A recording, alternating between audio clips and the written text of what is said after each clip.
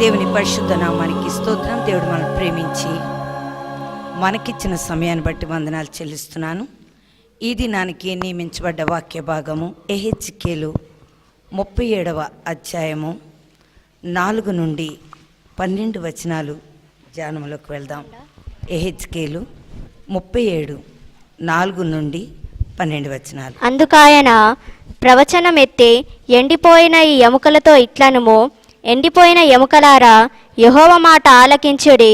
ఈ ఎముకలకు ప్రభు అయిన యెహోవా సెలవిచ్చినదేమనగా, మీరు బ్రతుకున్నట్లు నేను మీలోనికి జీవాత్మను రప్పించుచున్నాను.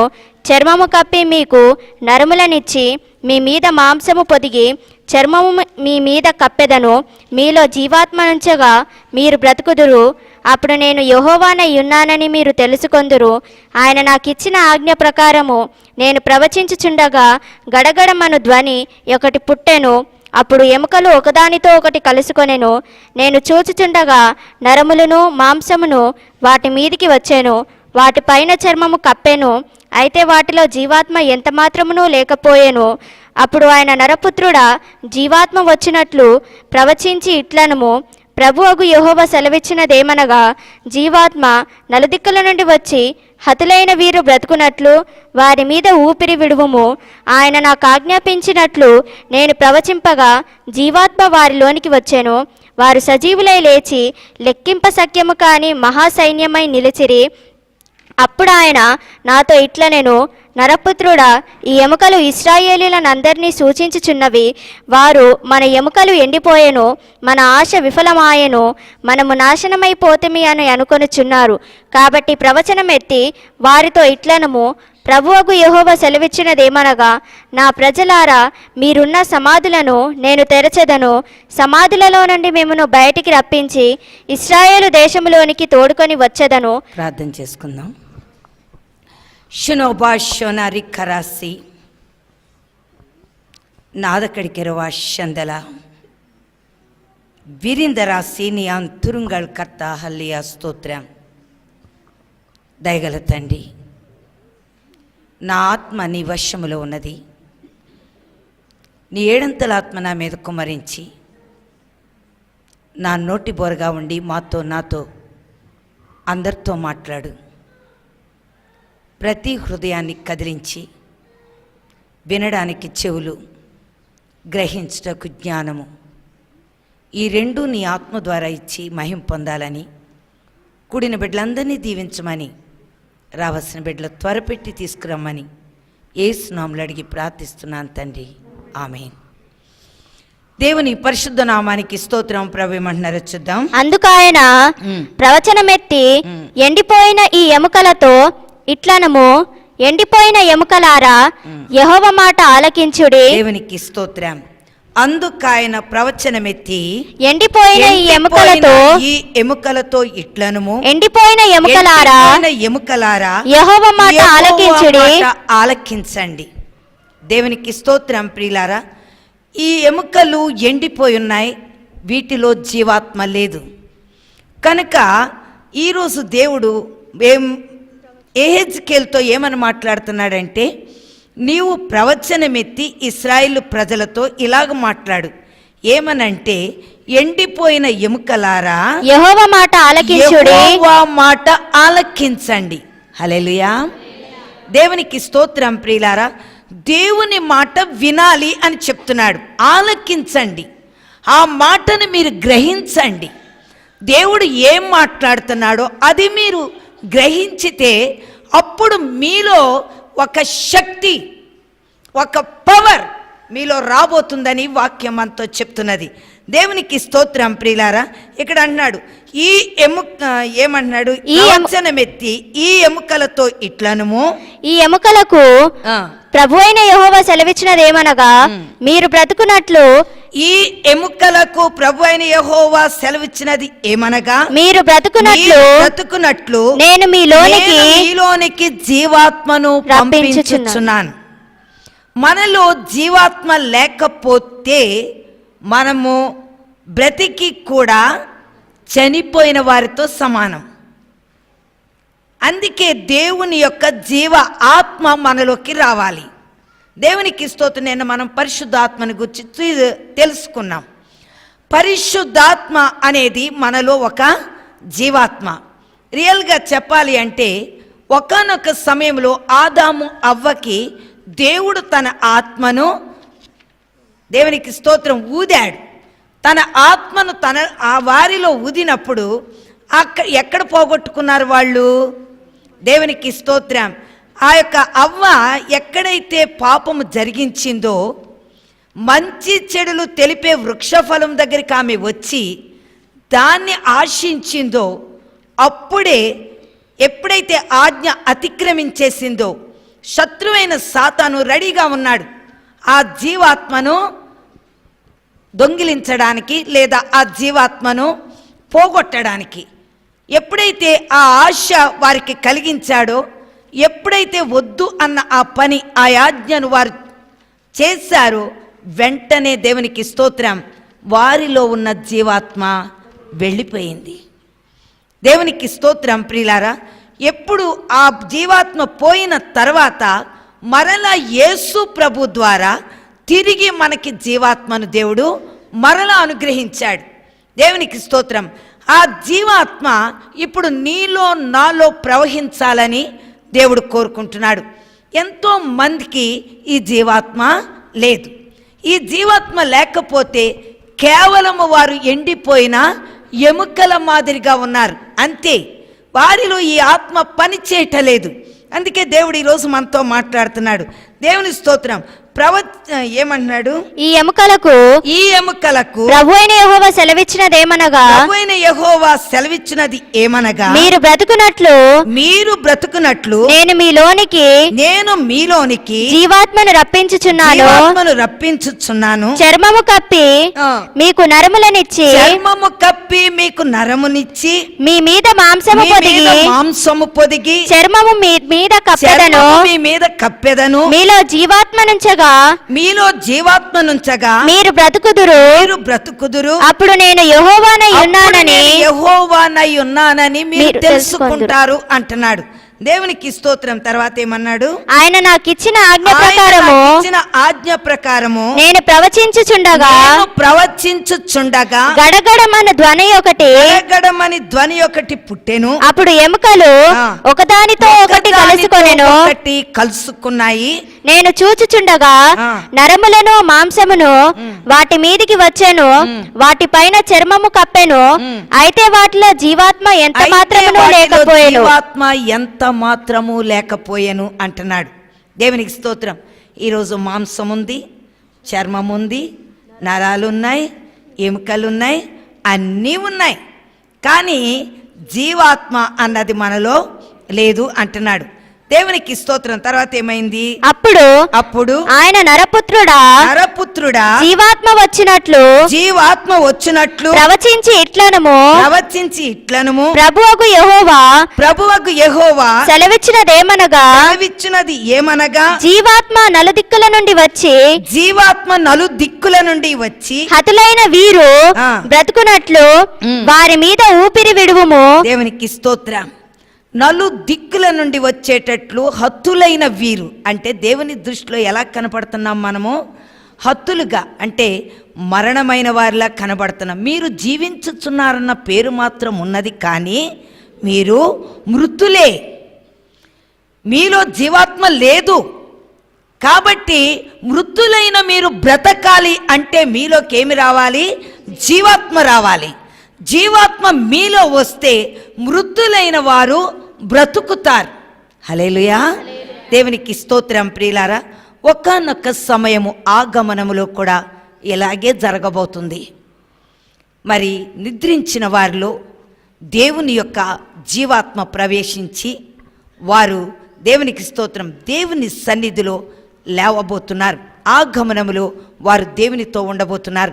అలాగే ఇప్పుడు కూడా జీవించుచున్నాము అనుకున్న మనలో ఎప్పుడైతే ఈ ఆత్మ మనము మరి సరిచేసుకోలేకపోతున్నామో అప్పుడు ఖచ్చితంగా మనము బ్రతికేము అని కూడా, బ్రతికి ఉండి కూడా మృత స్థితిలో మనం ఉంటాం. అందుకే వాక్యం ఈరోజు మనతో హెచ్చరిక చేసి మాట్లాడుతూ వస్తున్నది. ఇంకేమంటున్నాడు? ఆయన నాకు ఆజ్ఞాపించినట్లు నేను ప్రవచించగా జీవాత్మ వారిలోనికి వచ్చెను. వారు సజీవులై లేచి లెక్కింప సఖ్యము కాని మహాసైన్యమై నిలిచారు అంటున్నాడు. 11వ వచనం ఏమంటున్నాడు? అప్పుడు ఆయన నాతో ఇట్లనెను నరపుత్రుడా ఈ ఎముకలు ఇశ్రాయేలునందరినీ సూచించుచున్నవి. వారు మన ఎముకలు ఎండిపోయెను, మన ఆశ విఫలమాయెను, మనము నాశనమైపోతిమి అని అనుకొనుచున్నారు. హల్లెలూయా.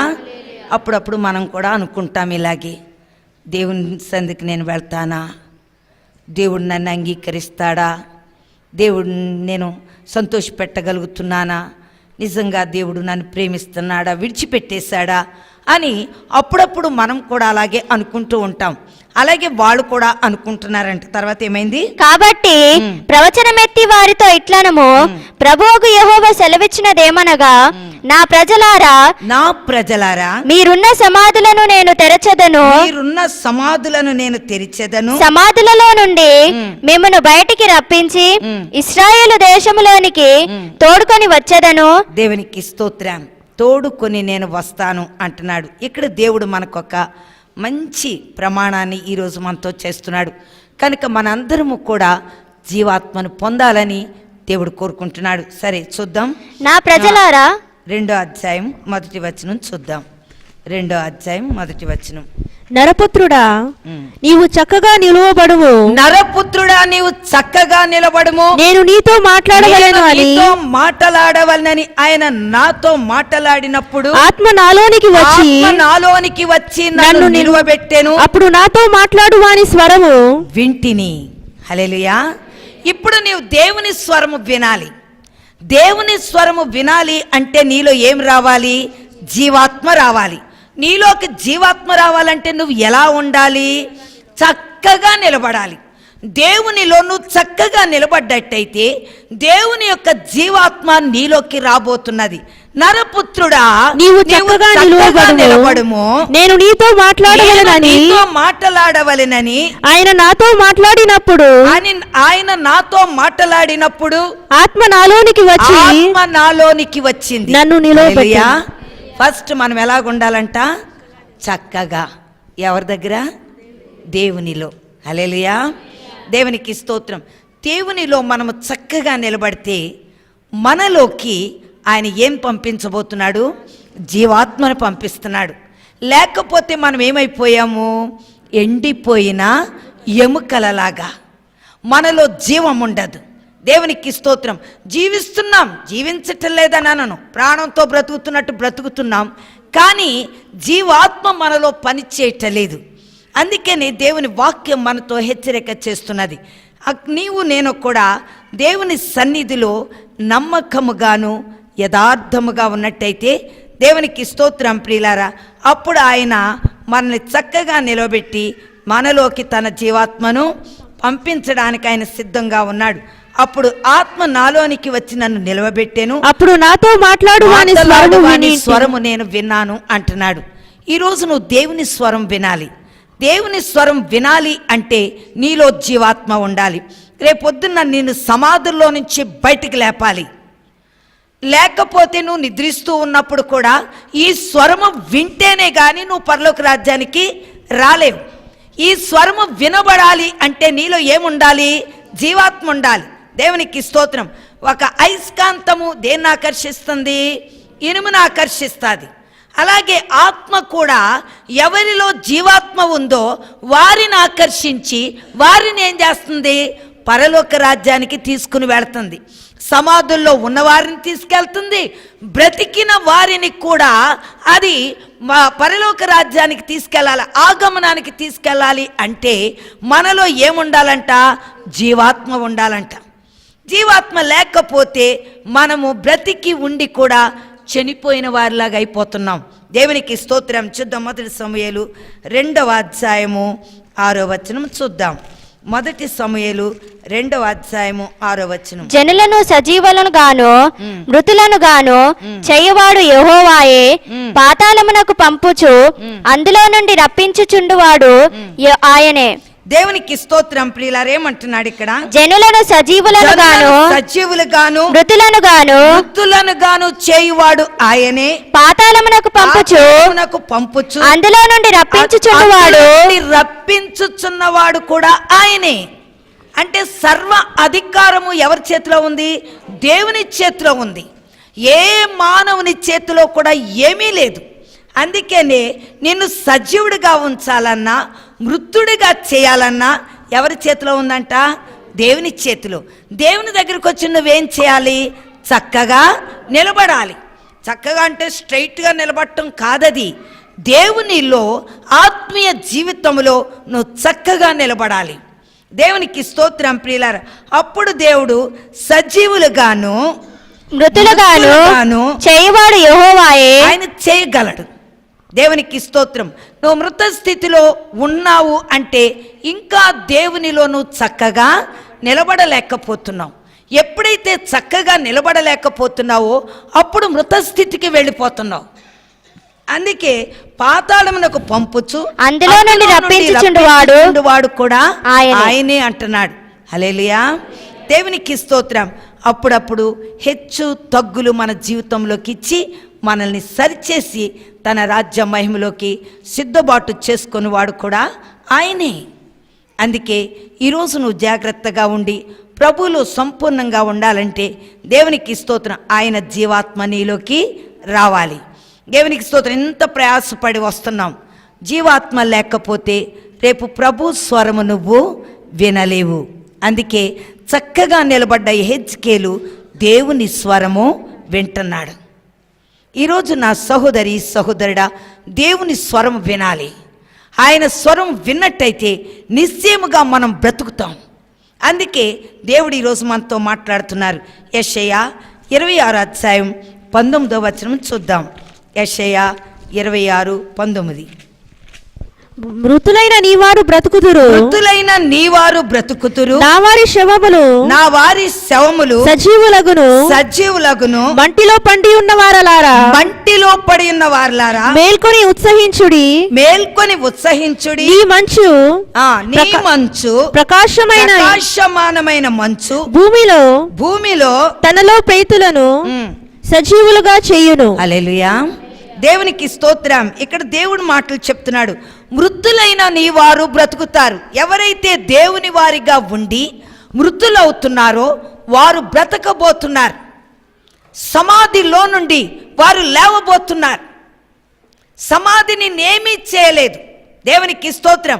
ఒకానొక సమయము దేవుని ఆగమనములో సమాధిలో నువ్వు ఉన్నప్పటికీ కూడా దేవుడు నిన్నేం చేయబోతానంటున్నాడు? బ్రతికించబోతానంటున్నాడు. ఆ యొక్క ఎముకలలో తన జీవాన్ని పోసి లేపుతానని వాగ్దానం చేస్తున్నాడు. మృతులైన నీవారు ఎవరైతే దేవుని వారై ఉన్నారో వారు బ్రతకబోతున్నారు. నా వారి శవములు సజీవులగును. దేవునికి స్తోత్రం. తిరిగి లేస్తాయి. నా సంబంధించిన ప్రతి ఒక్క శవము కూడా తిరిగి లేవబోతున్నది. అందుకే క్రైస్తవునికి మరణం అన్నది లేదు. హల్లెలూయా.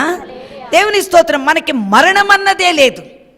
నిశ్చయముగా మనము బ్రతికి ఉండి దేవుణ్ణి నమ్మితే మనము అదే చూడండి. యోహాను రాసిన సువార్త 11వ అధ్యాయము 25-26 వచనాలు ఏమన్నాడు చూద్దాం.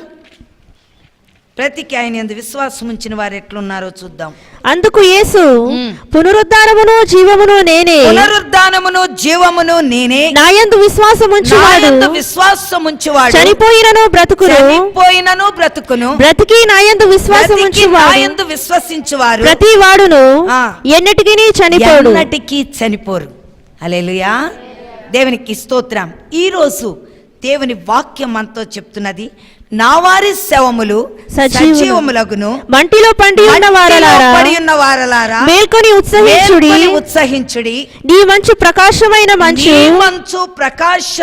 మంచు భూమి తలలోని పేతలను సజీవులుగా చేయబోతున్న వాక్కు, దేవుని మాట, దేవుని వాక్యము మనల్ని ఏం చేస్తుందంటే సజీవులుగా చేస్తుందంట. దేవునికి స్తోత్రం. ఒకవేళ మంటిలో పడి ఉండి నశించిపోతున్నామేమోనని ఈరోజు చెప్తున్నాడు. ఈ లోకములో ఉండి నాశనానికి వెళ్ళిపోతున్న మన జీవితాలకు తిరిగి జీవం పోయాలని దేవుడు ఆశపడుతున్నాడు. కనుక దేవునికి స్తోత్రం. బ్రతికి ఆయన యందు విశ్వాసం ఉంచితే మరి ఎన్నటికీ కూడా నీవు చనిపోవు అని దేవుడు మనతో మాట్లాడుతూ వస్తున్నారు. దేవుని స్తోత్రం. 1 కొరింథీ 15వ అధ్యాయము 35వ వచనం చూద్దాం. 1 కొరింథీ 15వ అధ్యాయం 35వ వచనం. అయితే మృతులు ఎలాగు లేతురు, వారెట్టి శరీరముతో వత్తురని ఒకడు అడుగును. ఓ అవివేకి, నీవు విత్తినది చచ్చితేనే గాని బ్రతికింపబడదు గదా. నీవు విత్తు దానిని చూడగా అది గోధుమ గింజ అయినను సరే, మరి ఏ గింజ అయినను సరే, వట్టి గింజనే విత్తుచున్నావు గాని. అయితే మృతులైన వారు ఎలాగు లేతురు, వారెట్టి శరీరంతో ఒత్తురని ఒకడు అడుగుతున్నాడంట. ఎవరికో నాకులేటోళ్ళకి డౌట్ వచ్చినట్టుంది, ఎలాగలేస్తారు అని అడుగుతుంటే ఇక్కడ పోస్టైన పౌలు ఏమన్నాడు, ఓ అవివేకి, నీవు విత్తినది చచ్చితేనే గాని బ్రతికింపబడదు కదా. ఒక గోధుమ చెట్టు రావాలి అంటే ఒక గింజను మనం భూమిలో వేయాలి. భూమిలో వేసినప్పుడు ఆ భూమిలో పడిన ఈ గింజ కుళ్ళి మళ్ళీ తర్వాత దానిలో నుండి మొలకలు వస్తాయి. దేవునికి స్తోత్రం. నీవు విత్తిన దాన్ని చూడగా అది గోధుమ గింజ అయినా సరే, మరి ఏ గింజ అయినను సరే, వట్టి గింజనే విత్తుచున్నావు గాని పుట్టబోవు శరీరమును విత్తుటలేదు అంటున్నాడు.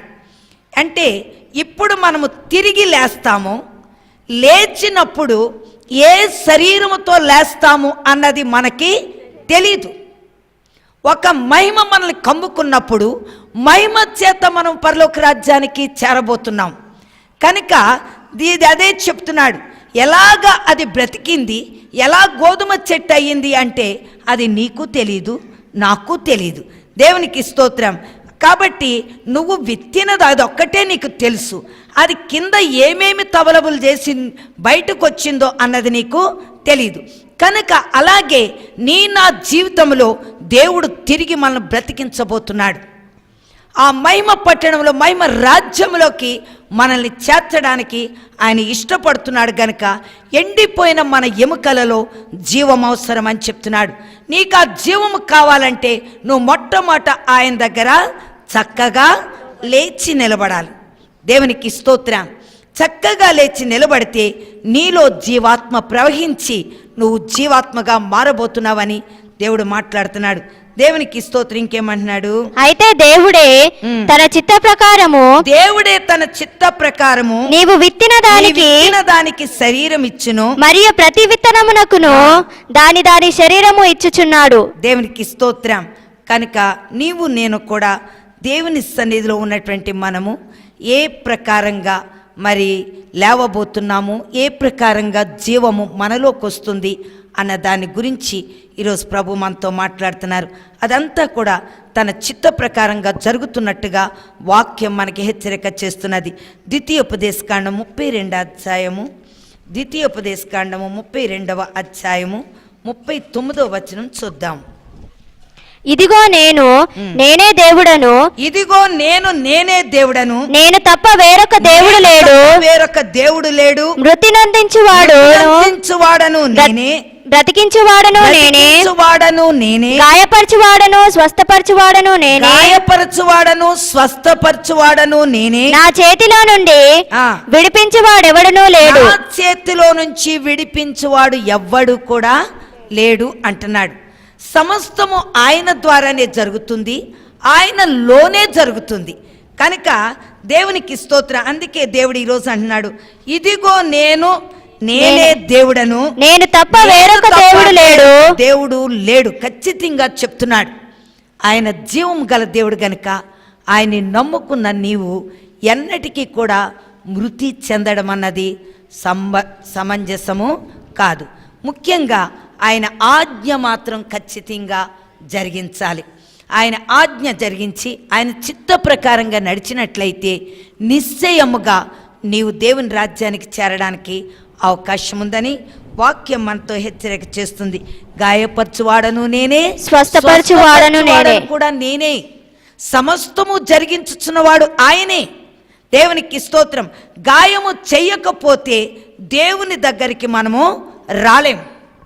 దేవుని దగ్గరకు వచ్చినప్పుడు దేవుడు ఏం చేస్తున్నాడంటే, దేవునికి స్తోత్రం, తన వాక్యము చేత మనల్ని స్వస్థపరుస్తున్నాడు.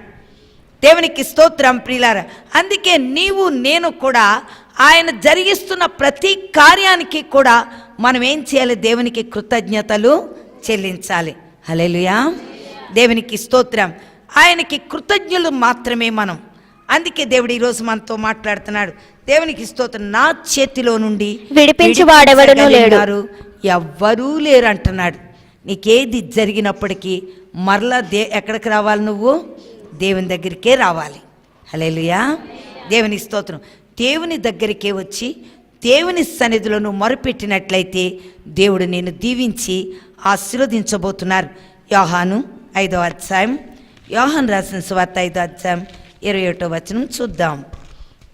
5వ అధ్యాయం. తండ్రి మృతులను ఎలాగు లేపి బ్రతికించునో అలాగే కుమారుడును తనకిష్టము వచ్చిన వారిని బ్రతికించును. తండ్రి మృతులను ఎలాగు లేపి బ్రతికించునో అలాగే కుమారుడును తనకిష్టమైన వచ్చిన వారిని బ్రతికించును.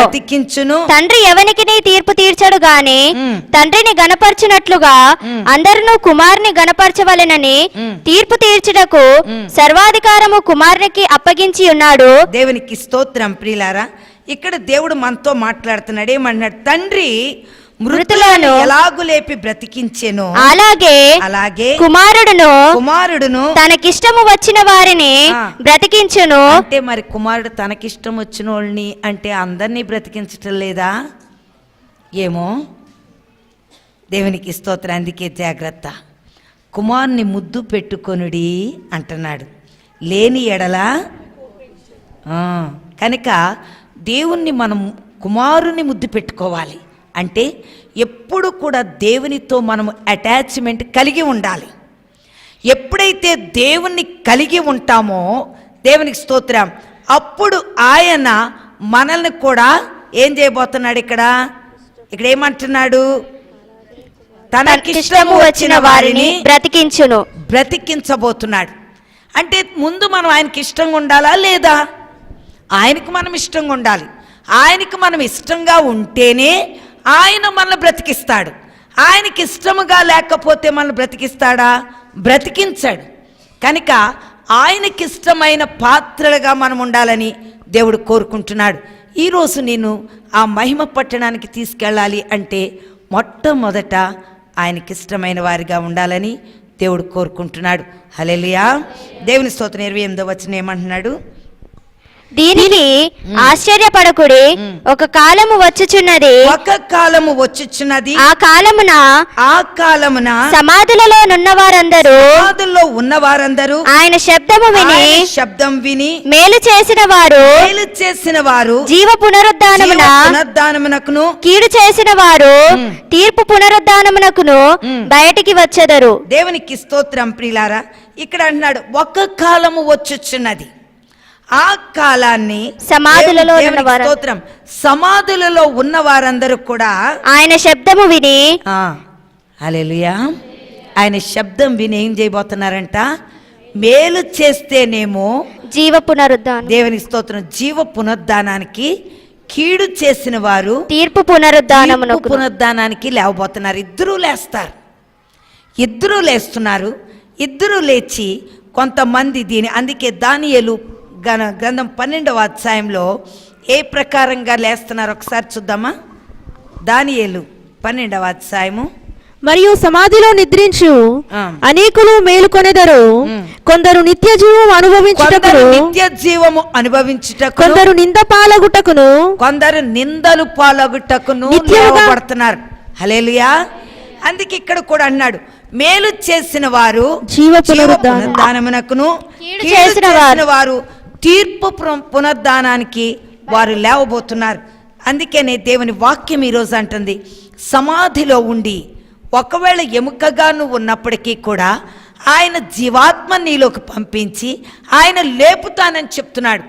సమాధిలో ఉన్నవారిని మొట్టమొదటి ఎవరు లేస్తున్నారు? ఆగమనములో సమాధుల్లో ఉన్నవారు మొదట లేస్తారు.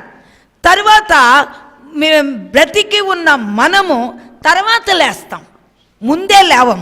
అందుకని వాళ్ళు ముందు అక్కడ ఒక శబ్దం వస్తుంది, గడగడ అని. ఎముకలన్నీ కూడా ఒక శబ్దముతో శరీరాన్ని అతుక్కుంటున్నాయి. అతుక్కుని అందులో జీవం వచ్చి, జీవం ఏం చేస్తుందంటే లేపి పరలోక రాజ్యానికి తీసుకెళ్తుంది. ఈరోజు మనము కూడా జీవించినటువంటి మనలో కూడా జీవము మనకు అవసరం. ప్రభు యొక్క స్వరము వినాలి అంటే జీవము లేకపోతే దేవుని స్వరము మనము వినము. అందుకే జీవాత్మ అన్నాడు, జీవింపచేసేటటువంటి ఆత్మ. అది నిత్యము మనల్ని జీవింపచేస్తుంది. ఆ ఆత్మ మనకి అవసరం. ఆ ఆత్మ లేకపోతే నష్టపోయే అవకాశాలు ఉన్నాయి. హల్లెలూయా. అందుకే దేవుని స్తోత్రం. నిన్న మనం చూసాం, ఆకాశం నుండి మెరుపులాగా సాతాను భూమి మీద పడ్డాడు. అయితే దేవునికి స్తోత్రం, మరి పరిశుద్ధాత్మ కూడా మన మీద, దేవుడు మనకి జీవాత్మనిచ్చాడు. ఇటు జీవాత్మను మనకిచ్చాడు, అటు మెరుపులాగా అది పడ్డది. అందుకే దేవుడు ఒక మాట అన్నాడు. ఏమన్నాడు? ఏం చేయమన్నాడు మనల్ని? దాని కూడా వెళ్ళమని చెప్పాడా లేదా? చెప్పలేదా? చదవండి, ఎక్కడ చూశారు? చదవండి, తొందరగా చదవండి. ఆయన సాతాను మెరుపు వలె ఆకాశము నుండి పడుట చూచి తిని, ఇదిగో పాములను తేళ్లను త్రొక్కుటకును, ఇదిగో పాములను త్రేళ్లను తొక్కుటకు శత్రువు బలమంతటి మీదను మీకు అధికారము అనుగ్రహించి ఉన్నాను, అధికారము ఇచ్చి ఉన్నాను. ఏదియో మీకు ఎంత మాత్రమును హాని చేయదు, మీకెంత మాత్రము హాని చేయదు. అయినను దయ్యములు మీకు లోబడుచున్నవని సంతోషించక, మీ పేరులు పరలోకమందు రాయబడి ఉన్నవని సంతోషించుడని వారితో చెప్పెను. దేవునికి స్తోత్రం. ఇక్కడ దేవుని వాక్యం మనతో చెప్తుంది, సాతాను మెరుపులాగా ఆకాశం నుండి పడుట చూచి తిని పడ్డాది. పరిశుద్ధాత్మ మనం ధరించుకున్నాం, అది పడ్డాది. ఇప్పుడు ఈ పడినటువంటి సాతాన్ని దేవుడు ఏమంటున్నాడంటే మీ కాళ్ళ కింద త్రొక్కేయండి అంటున్నాడు. మనం దాన్ని ఎక్కడ పెట్టుకున్నాం? నెత్తి మీద పెట్టుకున్నాం. నెత్తి మీద పెట్టుకున్నాం గనక అది మనల్ని తొక్కుతుంది. ఈరోజు దాన్ని తొక్కాలి మనం. దాన్ని తొక్కినట్లయితే, నీలో జీవాత్మ ప్రవహిస్తున్నట్లయితే దాన్ని తొక్కగలదు. అది ఏ రూపంగా మన దగ్గరికి వస్తుంది? మన కోరికలను కలిగించి కోరికల రూపంలోకి మన దగ్గరికి వస్తుంది. అయితే ఆ కోరికలను మనం ఏం చేయాలి? జయించాలి. కోరిక కానీ మనం జయించలేదనుకోండి, అది మన నెత్తి మీదకి ఎక్కి కూర్చుంటుంది. అప్పుడు మనం ఎక్కడికి వెళ్తున్నామో, ఏం చేస్తున్నామో, ఏమి జరిగిస్తున్నామో ఏ మాత్రం కూడా మనకు అర్థం కాదు. ఆ రూపంలో అది మనల్ని ఏం చేస్తుందంటే మనల్ని తొక్కుతాకి ఇష్టపడుతుంది. హల్లెలూయా. అందుకే అంటున్నాడు, ఇప్పుడు జీవ గ్రంథం సాతాను మీకు అక్కడ అంటున్నాడు, ఏమంటున్నాడు? దెయ్యం మీకు లోబడుచున్నవని సంతోషించక మీ పేరులు పరలోక రాజ్యములో ఉన్నవి అన్న దానికి సంతోషించండి అంటున్నాడు. తర్వాత ఆ గడియలోనే దేవునికి స్తోత్రం. ప్రియులారా, ఈరోజు నీ పేరు పరలోక రాజ్యములో ఉన్నదన్న సంగతి దీనికి తెలుసు. అందుకే అది సామాన్యులను ఎవరిని పట్టించుకోదు, ముట్టుకోదు. ఎవరి దగ్గరికి వస్తుంది? ఏర్పాటు చేయబడిన వారి దగ్గరికే వస్తుంది. హల్లెలూయా, హల్లెలూయా. ఎవరైతే ఏర్పాటు చేయబడ్డారో వారి దగ్గరకు వచ్చి వారి దగ్గర ఏం చేస్తుంది? మెరుపులాగా మనలోకి వచ్చి మనలో మెరుపు కలిగించే కోరికలను చూపిస్తుంది. చూపించగానే మనం ఏం చేస్తామంటే ఆ మెరుపే నిజం అనుకుంటాం.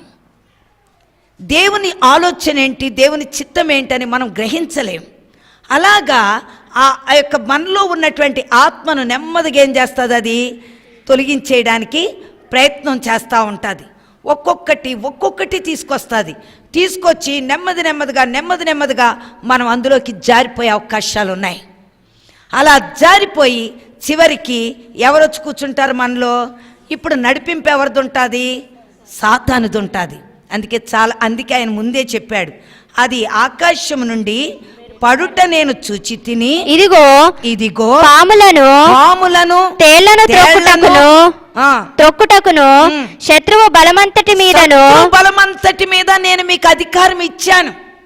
సాతాను నీ దగ్గరకు వచ్చి శోధిస్తున్నప్పుడు దాన్ని జయించే అధికారం మీకు ఇచ్చాను, కానీ మీరు దాన్ని జయించలేకపోతున్నారు.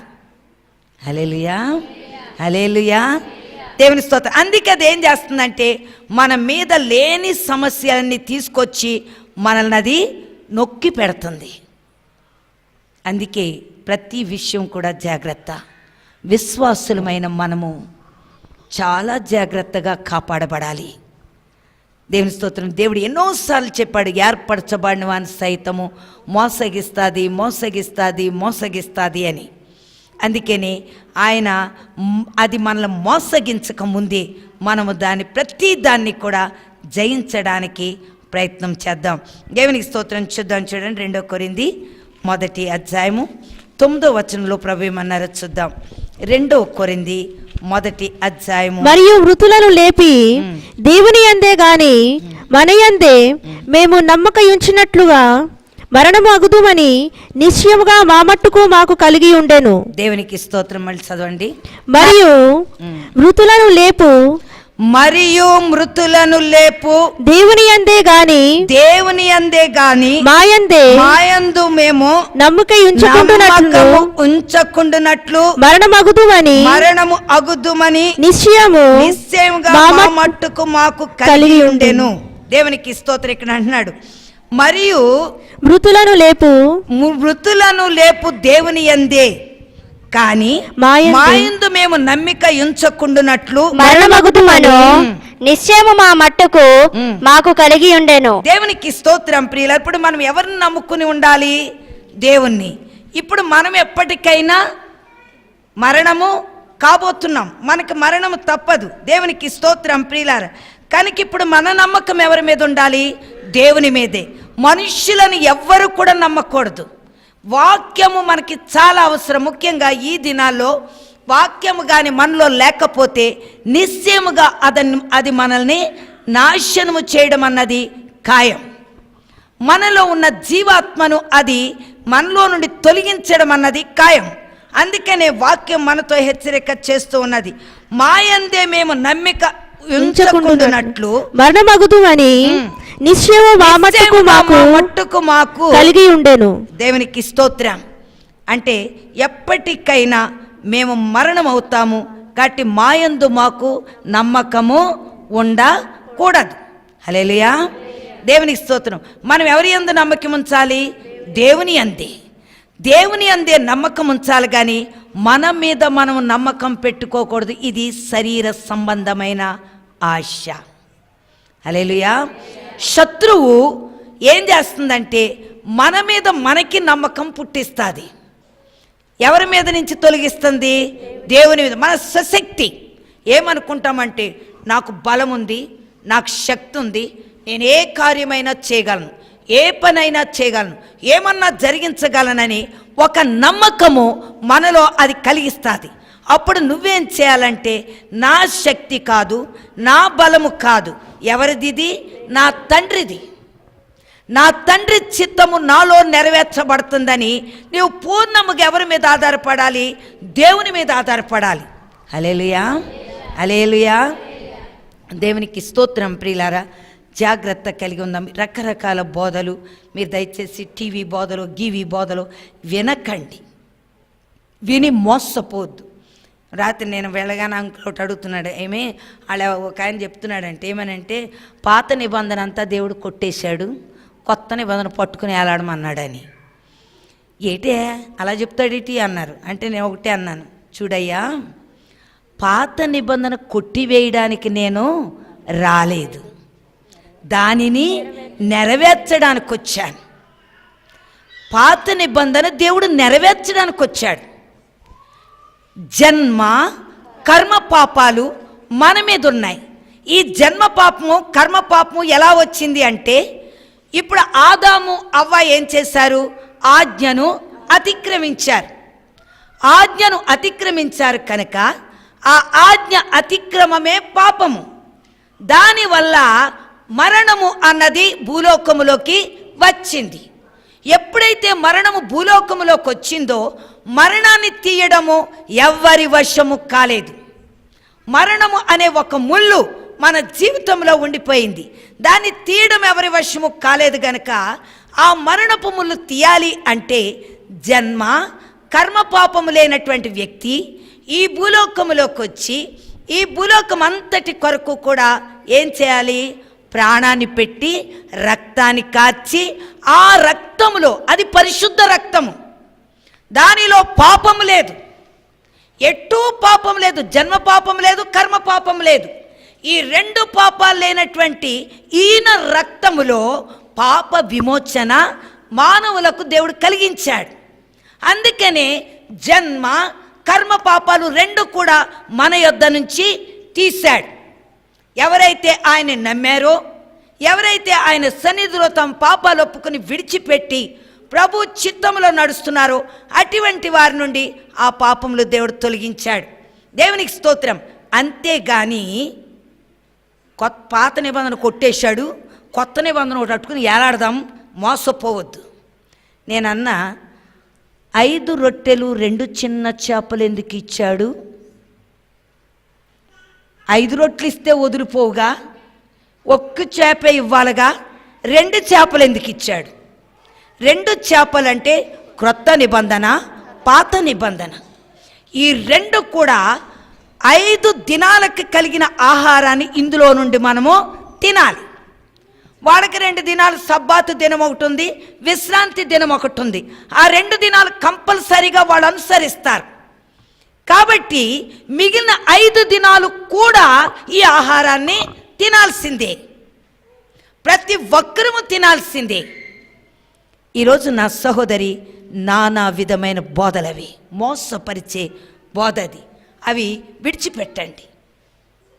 నీవు నేను కూడా ఈ పాత నిబంధన మరలా తిరిగి కొత్త నిబంధనలో మాట్లాడుతూ వస్తారా? పాత నిబంధన విషయాలే కొత్త నిబంధనలు. ఎన్నిసార్లు ప్రసంగం పేతురు చేశాడు ప్రసంగం, అందుకే అపోస్తుల బోధ అన్నారు.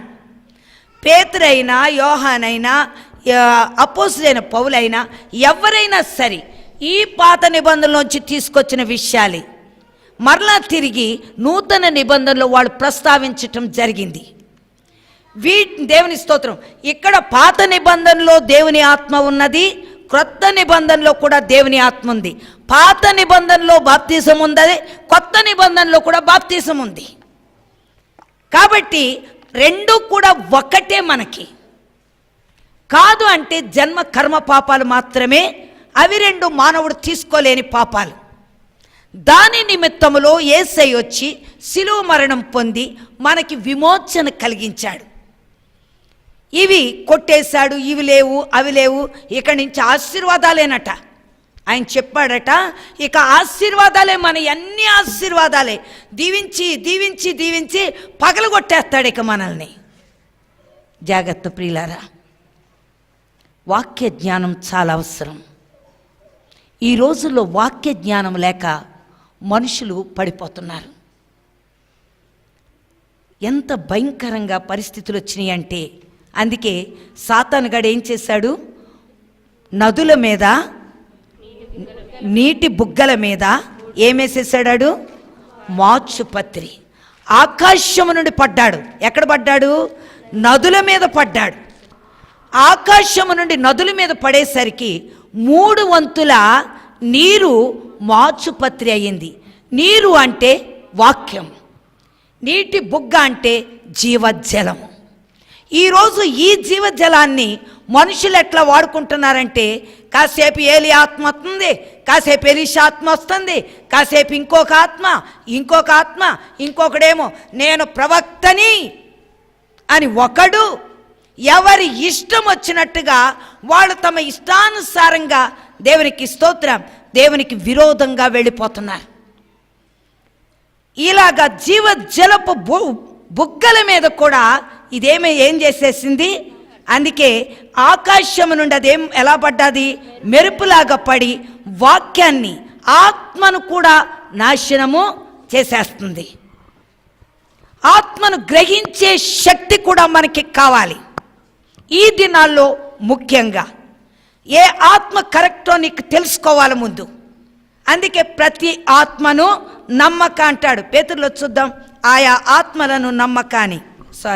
అయితే కడవరి దినములలో కొందరు అబద్ధికుల వేషధారణ వలన మోసపరచు ఆత్మలయందును దయ్యముల బోధయందు లక్ష్యముంచి విశ్వాసభ్రష్టులగుదురని ఆత్మ తేటగా చెప్పుచున్నాడు.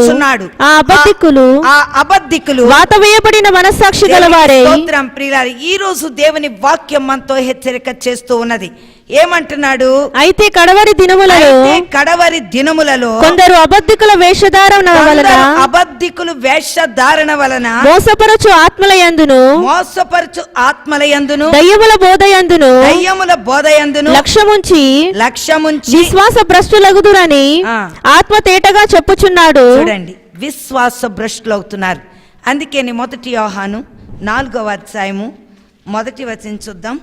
ప్రియులారా అనేకులైన అబద్ధ ప్రవక్తలు లోకములోనికి బయలువెళ్ళి ఉన్నారు గనుక ప్రతి ఆత్మను నమ్మక ఆయా ఆత్మలు దేవుని సంబంధమైనవో కావో పరీక్షించాలి అంటున్నాడు. దేవునికి స్తోత్రం. ఇప్పుడు ప్రతి ఆత్మను పరీక్షించవలసిన సమయంలో మనం ఉన్నాం. అందుకే వాక్యం ఈరోజు మనతో చెప్తుంది. దేవునికి స్తోత్రం. అది నిజంగా దేవుని సంబంధమైందా లేకపోతే లౌకిక ఆత్మ గమనించాలంటున్నాడు. ఈరోజు జాగ్రత్తగా ఉంటేనే కానీ మనం సరి చేసుకోలేం. దేవుని వాక్యం ఈరోజు అందుకే చెప్తుంది, ఇప్పుడు మన మీద మనము నమ్మకము పెట్టుకోకూడదు. ఎవరి మీద పెట్టాలి మన నమ్మకం? దేవుని మీద పెట్టాలి. మా మట్టుకు మేము నమ్ముకోము. ఎందుకంటే మనం ఈరోజు ఉంటాం, మరి రాత్రికి ఉంటామో లేదు.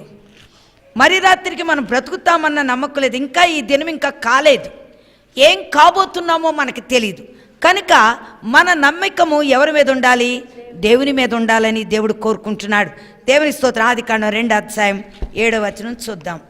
ఆదికాండం 2వ అధ్యాయం 7వ వచనం. దేవుడైన యెహోవా నేల మంటితో నరుని నిర్మించి వాని నాసికారంధ్రములలో జీవాయువును ఊదగా నరుడు జీవాత్మ ఆయను. చూడండి, నాసికారంధ్రాల్లో జీవాత్మ ఊదినప్పుడు నరుడు జీవ ఆత్మ అయ్యాడు. జీవవాయువును ఊదినప్పుడు జీవాత్మ అయ్యాడు.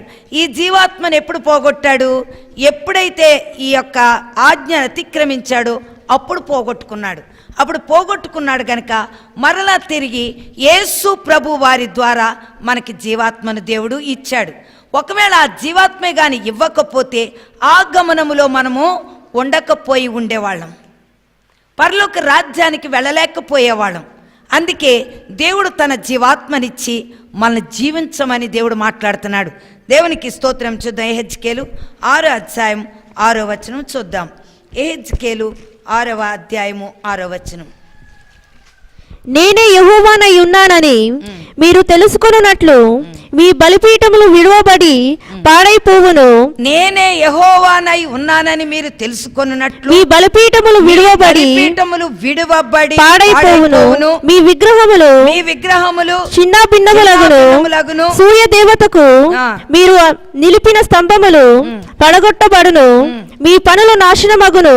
మీ నివాస స్థలములన్నిటిలోనున్న మీ పట్టణములు పాడైపోవును. మీ ఉన్నత స్థలములు విడువబడును. దేవునికి స్తోత్రం ప్రియులారా. అందుకే మీ జనులు హతులై కూలుదురు అంటున్నాడు. కారణం ఏంటంటే మనలో ఉన్నటువంటి మరి దేవునికి విరోధముగా ఉన్నట్టయితే జీవాత్మ మనలో నివాసము చేయదు. జీవాత్మ నివాసం చేయాలి అంటే మనలో ఉన్న ప్రతి విగ్రహము కూడా దేవుడు తీయాలని దేవుడు కోరుకుంటున్నాడు. ఏదైతే మరి అత్యధికముగా మనం ప్రేమిస్తున్నామో అదే మనకు ఒక సూర్యదేవత లాంటిది. ఈరోజు అవన్నీ తొలగించాలని దేవుడు కోరుకుంటున్నాడు. దేవునికి స్తోత్రం. అందుకే నేనే యెహోవానై ఉన్నానని మీరు తెలుసుకున్నట్లు మీరు బలిపీఠములు విడువబడి బలిపీఠములు విడిబడి పాడైపోవును, మీ విగ్రహములు చిన్న భిన్నమైపోతాయి. కనుక నీవు దేవుణ్ణి మొట్టమొదట తెలుసుకుని నీవు దేవునిలో జీవించినట్టయితే నీ మీద నీవు ఆధారపడవు. ఎవరి మీద ఆధారపడతావు? ఇశ్రాయేలు ప్రజలు చాలామంది కూడా తమ మీద తాము ఆధారపడి ఏం చేసుకున్నారు? విగ్రహాలను చేసుకున్నారు. హృదయ అంతరంగంలో నిలుపుకొని దేవునికి విరోధంగా సాగారు.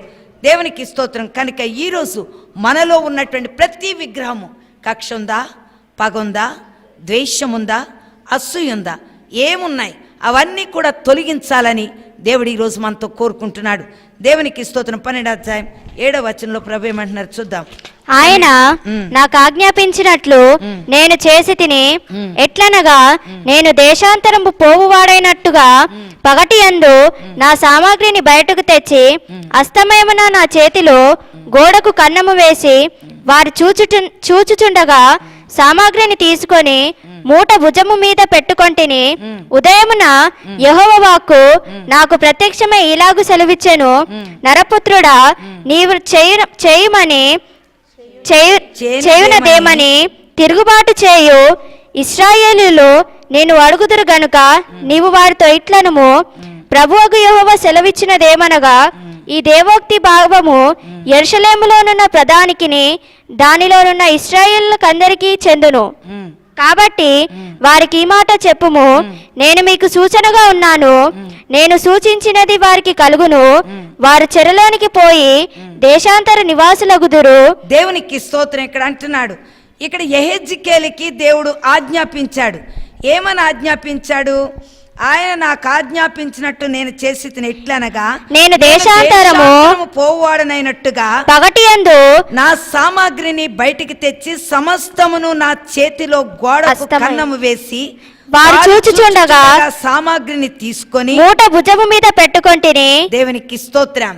నేడు ఇశ్రాయేలుకు ఎలాంటి స్థితి సంభవించబోతుందో, ఎలాంటి పరిస్థితి ఇశ్రాయేలు ప్రజలకు రాబోతున్నదోనని దాన్ని సూచించడానికి దేవుడు ఇక్కడ యెహెజ్కేలుతో చెప్పాడు. ఏమనంటే, నువ్వు మూట పట్టుకో, గోడకి కన్నం పెట్టు, తర్వాత దేశాంతరం పోయినట్టుగా దాన్ని పెట్టుకుని నువ్వు వెళ్ళి ఇదే స్థితిలో ఇశ్రాయేలు ప్రజలకి జరగబోతున్నది అని చెప్తున్నాడు.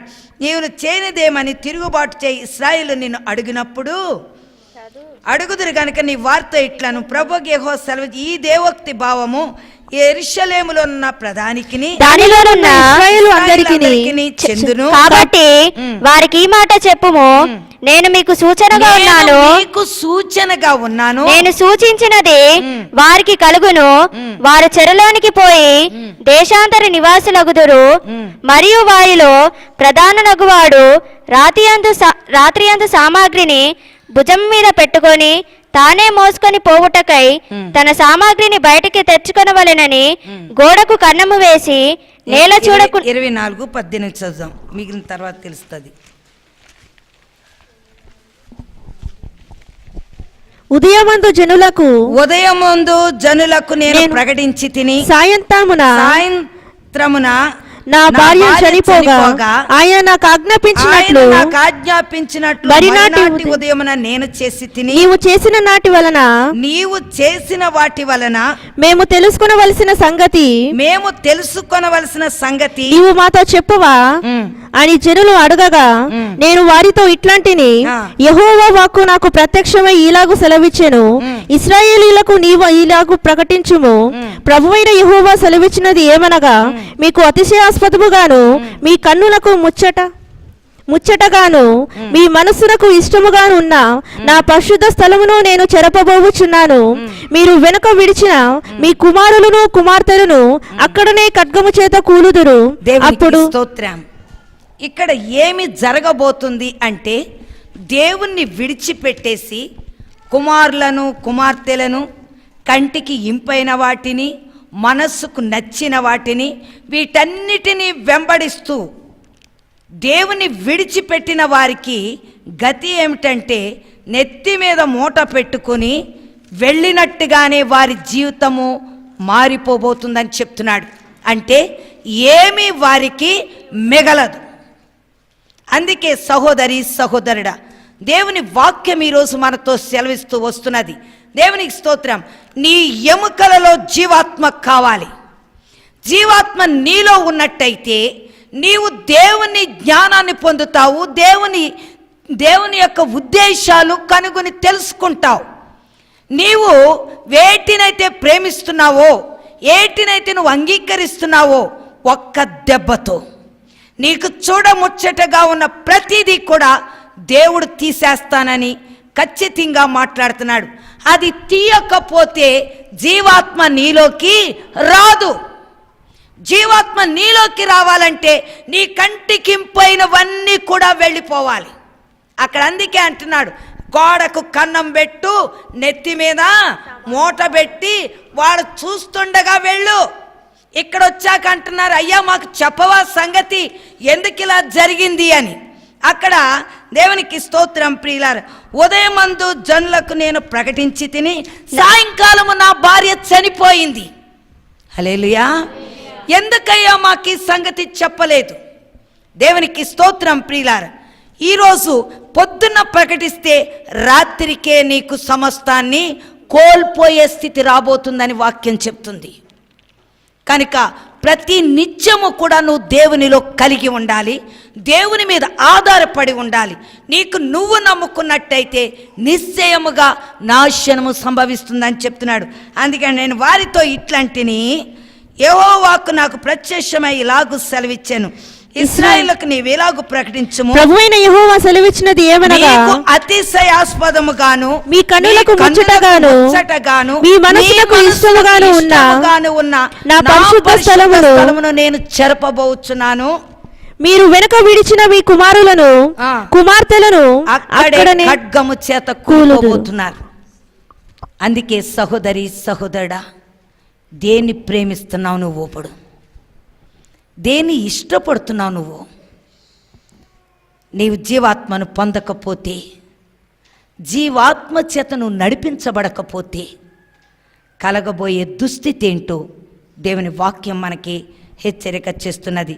దేవునికి స్తోత్రం. నీవు నేను కూడా జాగ్రత్త. అందుకే వాక్యం అంతా ఈరోజు హెచ్చరిక చేస్తుంది. ఇర్మియా 13 అధ్యాయం 1 నుండి 8 వచనాలు ఏముందో చూద్దాం. ఇర్మియా 13 1 నుండి 8. యెహోవా నాతో ఇలాగు సెలవిచ్చెను, నీవు వెళ్ళి అవిసనార నడికట్టుకొని నీ నడుమున దానిని కట్టుకొనుము, నీళ్ళలో దాని వేయకుము. కావున యెహోవా మాట చొప్పున నేను నడికట్టు ఒకటి కొని నడుమునకు కట్టుకొంటిని. రెండవ మారు యెహోవా వాక్కు నాకు ప్రత్యక్షమై నీవు కొని నడుమున కట్టుకొని నా నడికట్టు తీసుకొని లేచి యూఫ్రటీసు నదుకు పోయి అక్కడ ఉన్న బండ బీటలో దాన్ని దాచిపెట్టుమనగా, యెహోవా నాకు ఆజ్ఞాపించినట్లు నేను పోయి యూఫ్రటీసు నది దాన్ని దాచిపెట్టి తిని అనేక దినములైన తరువాత యెహోవా నీవు లేచి యూఫ్రటీసు నదికి పోయి నేను అక్కడ దాచిపెట్టుమని నీకు ఆజ్ఞాపించిన నడికట్టును అక్కడ నుండి తీసుకొనుమని నాతో చెప్పగా, నేను యూఫ్రటీసు నది యొద్దకు పోయి త్రవ్వి ఆ నడికట్టును దాచిపెట్టిన చోట నుండి దాన్ని తీసుకొంటిని. నేను దానిని చూడగా ఆ నడికట్టు చెడిపోయి ఉండెను, అది దేనికి నీ పనికిరాదాయను. దేవునికి స్తోత్రం. ఇక్కడ మరొక మారు ఇక్కడ ఇర్మియాతో మాట్లాడుతున్నాడు దేవుడు. ఏమని? ఒక నడికట్టు తీసుకొని దాన్ని ఏమంటున్నాడు? నీళ్లలో దాన్ని వేయకుము అంటున్నాడు. నీళ్లు అంటే లోకములో దాన్ని వేయొద్దు అంటున్నాడు. తర్వాత నడికట్టు ఇంకొకటి తీసుకొని నడుమున కట్టుకొంటిని అంటున్నాడు. నడికట్టు అంటే ఏంటి? నడికట్టు ఏంటి? మనం అప్పుడు ఏదో చూసినట్టున్నాం. నడుమునకు సత్యం అనే దట్టి. దేవునికి స్తోత్రం ప్రియులారా. ఆయన కట్టుకున్నాడు. ఇంకొక దాన్ని తీసుకెళ్ళి ఏం చేశాడు? యూఫ్రటీస్ నది దగ్గర బండ బీటలో దాన్ని దాచేశాడు. కొన్ని రోజులు అయిన తర్వాత దాన్ని చూసేసరికి అదేమైపోయిందంట, చెడిపోయిందంట.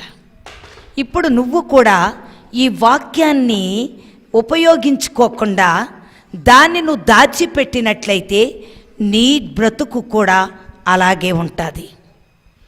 కనుక నువ్వు తప్పకుండా దేవునికి స్తోత్రం ఈ జీవాత్మను పొంది ఈ వాక్యాన్ని నువ్వు జాగ్రత్తగా ధ్యానించి వాక్య ప్రకారంగా జీవించినట్లయితే బ్రతుకుతావు. లేనట్లయితే నీలో ఉన్న జీవాత్మ వెళ్ళిపోద్ది. అప్పుడు నువ్వు జీవించలేవు. అప్పుడు దేవుని మీద నువ్వు ఆధారపడలేవు. నీ స్వార్థానికి, నీ సొంతానికి, నీ సొంత ఆలోచనతో వెళ్ళి చివరికి నువ్వు నాశనమయ్యే అవకాశాలున్నాయని వాక్యం చెప్తుంది. దేవుని స్తోత్రం. అనేక దినములైన తర్వాత యెహోవా నీవు లేచి యూఫ్రటీసు నది యొద్దకు పోయి నేను అక్కడ దాచిపెట్టుమని నీకు ఆజ్ఞాపించిన నడికట్టును అక్కడ నుండి తీసుకొనిమని నాతో చెప్పగా నేను యూఫ్రటీసు నది యొద్దకు పోయి త్రవ్వి ఆ నడికట్టును దాచిపెట్టిన చోట నుండి దాన్ని తీసుకొంటిని. నేను దానిని చూడగా ఆ నడికట్టు చెడిపోయి ఉండెను, అది దేనికి పనికి రాకుండా పోయింది. ఈరోజు మనము కూడా దేనికి పనికి రాకుండా అయిపోయే పరిస్థితి ఉంది. దేవుని యొక్క జీవాత్మ మనలో ప్రవహిస్తూ దేవుని కొరకు మనం జీవించినట్టయితే నిశ్చయముగా మన ద్వారా లోకానికి ఎంతో ఉపయోగము. ఈరోజు దాన్ని నీవు దాచిపెట్టుకొని సమయం లేదనో, లేకపోతే ఇప్పుడు కాదనో, లేకపోతే మరొక సమయమనో నీవు అలాగే దాన్ని నువ్వు ఒకవేళ నెగ్లెక్ట్ చేసినట్లయితే నిశ్చయముగా నీ ఆత్మ పాడయ్యే అవకాశాలున్నాయి. హల్లెలూయా.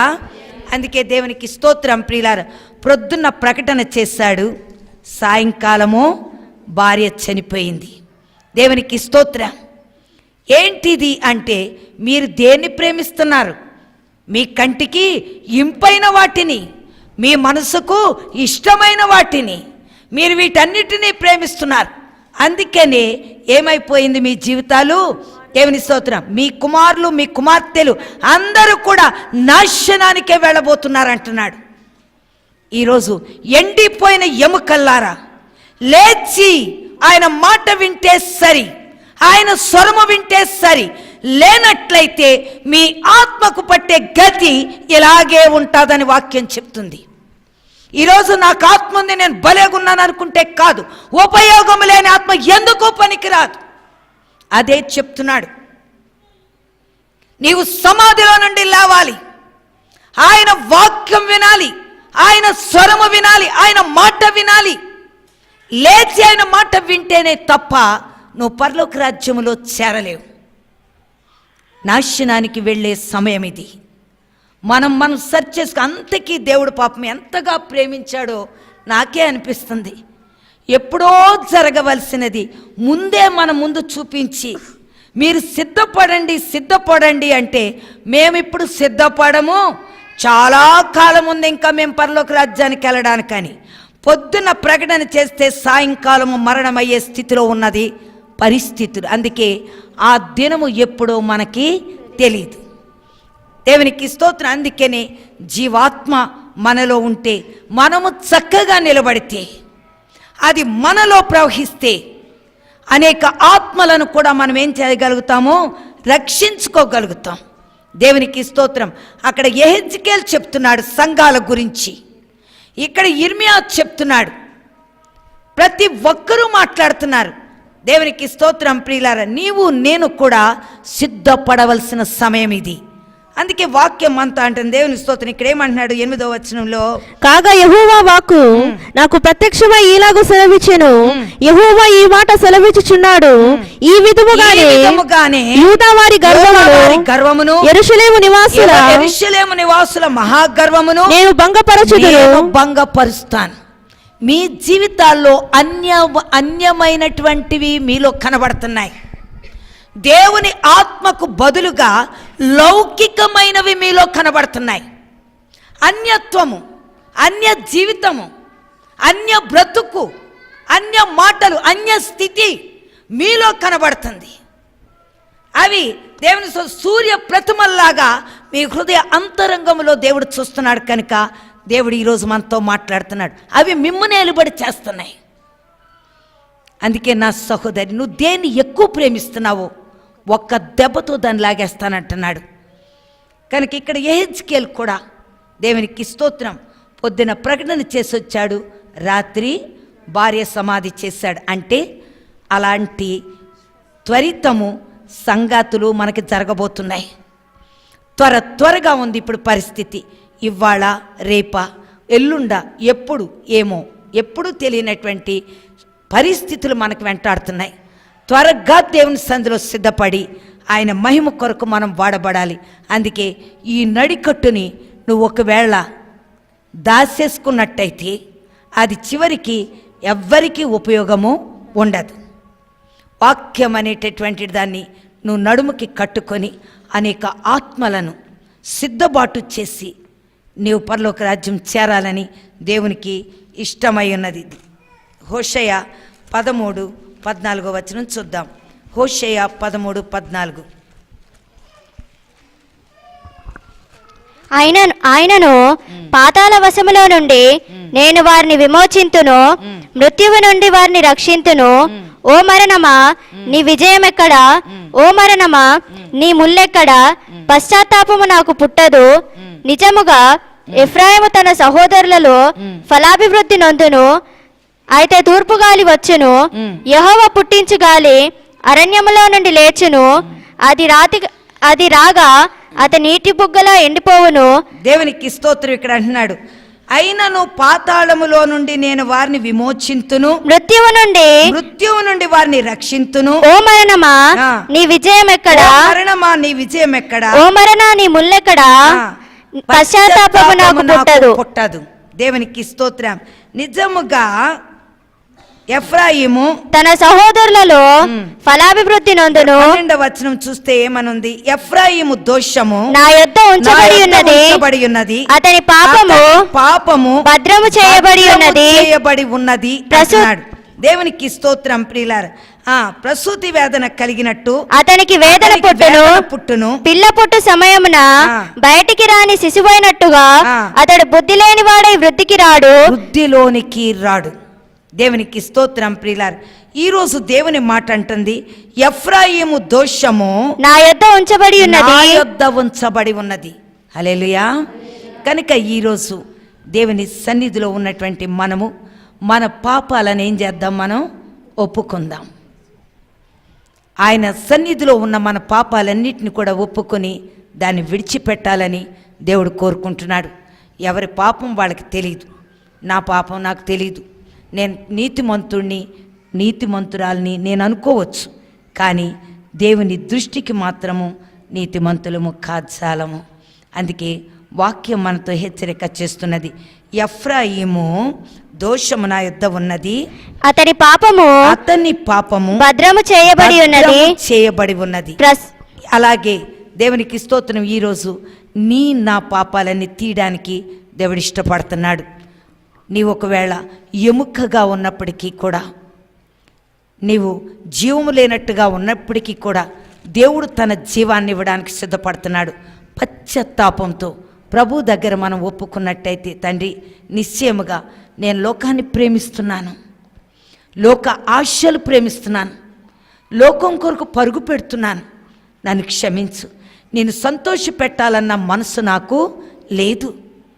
దేవునికి స్తోత్రం. అక్కడ కూడా ఇజ్రాయేలు ప్రజలకు దేవుని సంతోష పెట్టాలన్న మనసు వారికి లేదు.